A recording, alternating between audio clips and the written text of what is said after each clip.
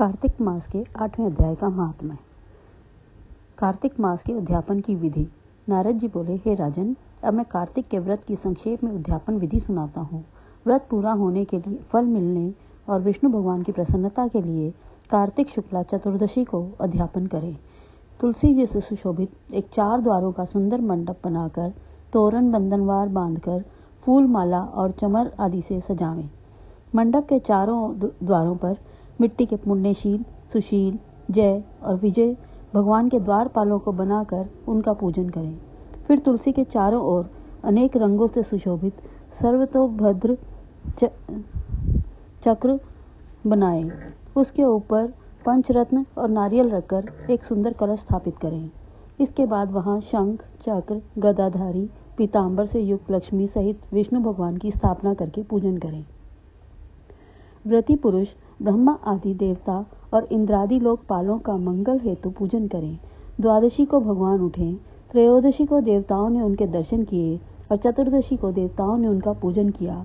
अतः भगवान की उस दिन शांत और सावधान होकर पूजा करें। गुरु की आज्ञा प्राप्त करके भगवान विष्णु की सर्वगुणमयी प्रतिमा का पूजन कर षोडशोपचार से पूजन करें और विविध भोग अर्पण करें।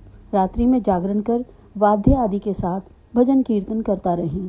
प्रातःकाल उठकर नित्य नैवेतिक कर्म करें।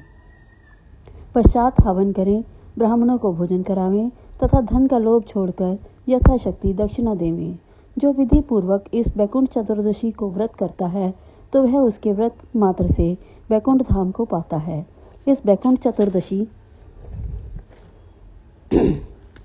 के महात्म्य को देवता और शेष जीव 100 वर्ष में भी नहीं कह सकते।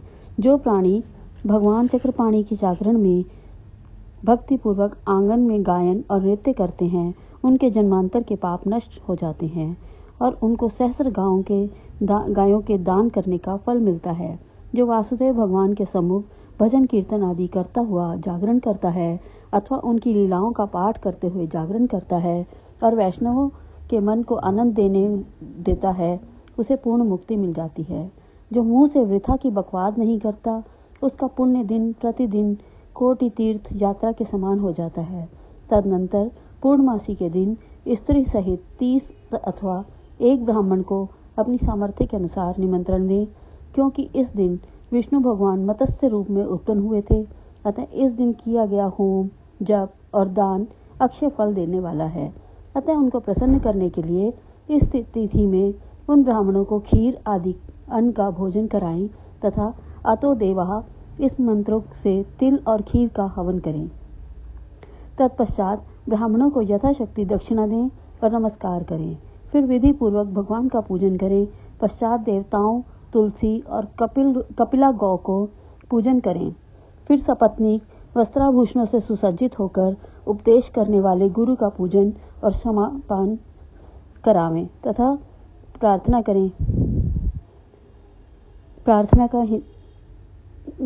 के मंत्र का हिंदी रूपांतर। आपकी प्रसन्नता से भगवान मेरे ऊपर सदा प्रसन्न रहें।